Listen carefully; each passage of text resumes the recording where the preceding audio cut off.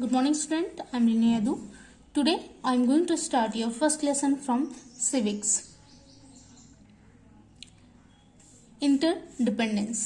Interdependence को हिंदी में पारस्परिक निर्भरता कहते हैं। Student, interdependence means all living things depend on their environment to supply them with what they need, including food, water and shelter. This is known as interdependence. मनुष्य अपने आसपास, environment, society, एक दूसरे से, सभी से अपनी आवश्यकताओं के लिए जुड़ा हुआ होता है, एक दूसरे पर निर्भर होता है और इसी निर्भरता को इंटरडिपेंडेंसी कहा जाता है। Here in your book you have one story, Mangal on a deserted island. Once some people boarded a ship and went on a voyage. Voyage means जल यात्रा, समुद्री यात्रा।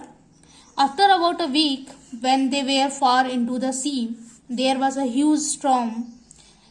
The ship sank and several passengers were drowned. One person, whose name was Mangal, survived as he knew swimming. कुछ लोगों का group होता है जो समुद्री यात्रा में जाते हैं और कुछ दूर समुद्र में के बीचों बीच जाने के बाद उनकी जो शिप होती है वो स्टॉर्म की वजह से डूब जाती है, जिसकी वजह से बहुत सारे जो पैसेंजर्स होते हैं वो वहाँ डूब जाते हैं। लेकिन उनमें से एक पैसेंजर होता है जिसका नाम है मंगल। वो क्या करता है, सर्वाइव कर लेता है क्योंकि उसे स्विमिंग आती थी। After swimming for several hours, he reached a deserted coast. बहुत लंबे दूरी तय करने के बाद, तैरने के बाद वो एक डिजर्टेड कोस्ट में पहुंचता है, एक आइलैंड में पहुंचता है। He could not see any town or village. उसे आसपास कोई गांव नजर नहीं आता है। Actually he was on an island in the sea. वो समुद्र के बीचों बीच एक आइलैंड में था। For months he lived alone on this deserted island which had only wild fruits. For months, कुछ समय वो वहाँ रहता है उस डिजर्टेड आइलैंड में जहाँ आसपास कोई व्यक्ति नहीं रहता, खाने के लिए कोई चीजें नहीं होती है। खाने के लिए उसे सिर्फ वाइल्ड फ्रूट मतलब जंगली फल मिलते हैं खाने के लिए उसे। Living alone he become almost mad. अकेले रहकर वो पागल जैसा हो गया था। His clothes were torn. उसके कपड़े फट चुके थे। He became ill. वो बीमार भी हो चुका था। He would walk alone on the beach for the whole day. वो अकेले दिन भर समुद्र के किनारे पैदल चलते रहता था। After some days, a small ship passed that way. बहुत कुछ दिनों बाद वहां से एक छोटी शिप जो है गुजरती रहती है। Mangal was very happy when he saw this ship. वो शिप को देख के बहुत खुश हो जाता है। He took a pole and tied his shirt to its end and started waving. वो शिप को बुलाने के लिए अपने शर्ट को एक लकड़ी में बांधकर हिलाता है ताकि वो जो शिप के लोग हैं वो उन्हें देखें और उसकी मदद के लिए आए। The passengers in that ship saw this and immediately knew that he was in danger. उन्होंने उसे कपड़े को देखा और समझ गए कि वहां कोई है जो मुसीबत में है। They brought their ship towards the island and rescued मंगल। वो उस आइलैंड में अपनी शिप को लेके गए और मंगल को वहां से बचा लिया। मंगल thanked all the passengers of the ship and said, "Now I realize that man cannot live in isolation. Life become very difficult without the support of others." मंगल ने शिप में सभी पैसेंजर्स को थैंक्स कहा और कहा कि अब मुझे ये महसूस हुआ कि कोई भी व्यक्ति अकेले नहीं रह सकता है। Life become very difficult without support of others. बिना किसी की मदद, आसपास लोगों का होना बहुत आवश्यक है। उनकी सहायता के बिना हम सरवाइव नहीं कर सकते हैं। Now student, here the conclusion of story is कि कोई भी व्यक्ति अकेले नहीं रह सकता है, उसे लोगों की आवश्यकता होती है, वो एक दूसरे पे निर्भर होते हैं। ओके, इंटरडिपेंडेंस इन सोशल लाइफ। अब हम देखेंगे कि हम सोशल लाइफ में कैसे एक दूसरे से जुड़े हुए होते हैं, कैसे एक दूसरे पर निर्भर रहते हैं। A man depends on several other human beings. जो एक मनुष्य होता है, एक मानव होता है, वो सभी दूसरे मनुष्यों से जुड़ा हुआ होता है। हम इस टेबल में देखते हैं कि हम किस तरह से लोगों से जुड़े हुए हैं। Why are you dependent on? आप अपने पेरेंट्स से कैसे डिपेंडेंट है, पेरेंट्स पे कैसे डिपेंडेंट है। Parents for love, affections, food, shelter. हम छोटे हैं तो हम क्या होते हैं, अपने पेरेंट्स पे सभी चीज़ों के लिए पूरी तरह से क्या होते हैं, डिपेंडेंट होते हैं। Doctors for treatment, teachers for education, Potter for utensils, blacksmith for hammer or iron gate etc. Shopkeeper for goods, groceries, farmer for grains, pulses, factory laborers for work, sweeper for cleanliness। ये हमारे आसपास रहने वाले लोग हैं जिनसे हम अपनी छोटी छोटी जरूरतों के लिए क्या होते हैं, डिपेंडेंट होते हैं। Barber, washerman, shopkeeper, milkman and several other help one. ये सभी आपस में एक दूसरे की मदद करते हैं। आपने अपने स्कूल में देखा होगा, आपके प्रिंसिपल, आपके टीचर्स सभी क्या करते हैं, एक दूसरे के साथ कोऑपरेट करते हैं अच्छे से किसी स्कूल को रन करने के लिए। आपने अपने घर में देखा होगा कि आपके मम्मी पापा, आपके दादा दादी सभी एक दूसरे की हेल्प करते हैं ताकि वो एक घर को बहुत ही अच्छे तरीके से मैनेज कर सके।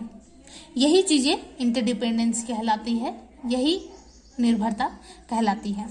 नाउ स्टूडेंट, अब हमने देखा कि हम एक दूसरे से कैसे जुड़े हुए हैं। नाउ मूविंग ऑन, अब हम देखेंगे कि गांव और शहर, विलेज और सिटी कैसे एक दूसरे पे से जुड़ी हुई हैं। A man is dependent on others. Similarly, the people of the villages depend on cities and those living in cities depend on villages. जैसे एक इंसान दूसरे इंसान से जुड़ा हुआ है, उस पर अपने कामों के लिए निर्भर है, वैसे ही गांव के लोग शहर के लोगों पर निर्भर हैं और शहर के लोग गांव के लोगों के साथ डिपेंडेंट हैं। कैसे, ये देखते हैं। Look at this picture student. ये पिक्चर शो करता है कि गांव और शहर के बीच में बहुत सारी चीज़ों का लेन देन होता है या बहुत सारी चीज़ें भेजी जाती हैं।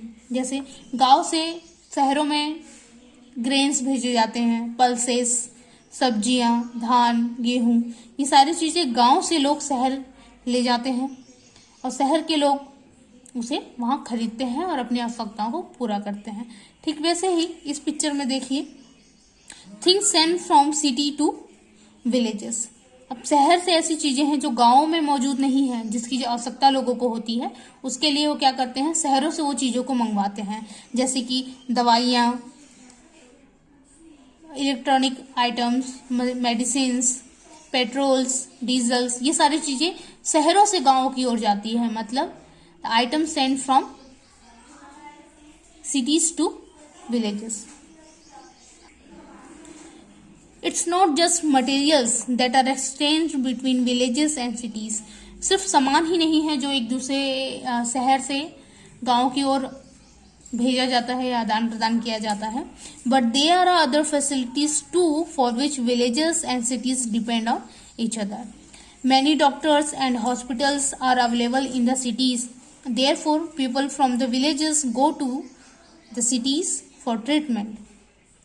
Similarly, the laborers and artisans also go to the cities for work.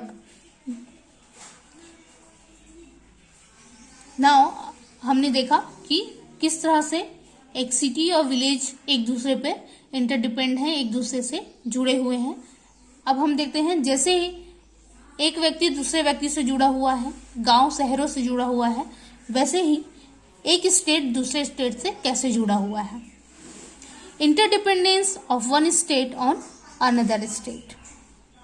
Any single state does not have all the things necessary for its people.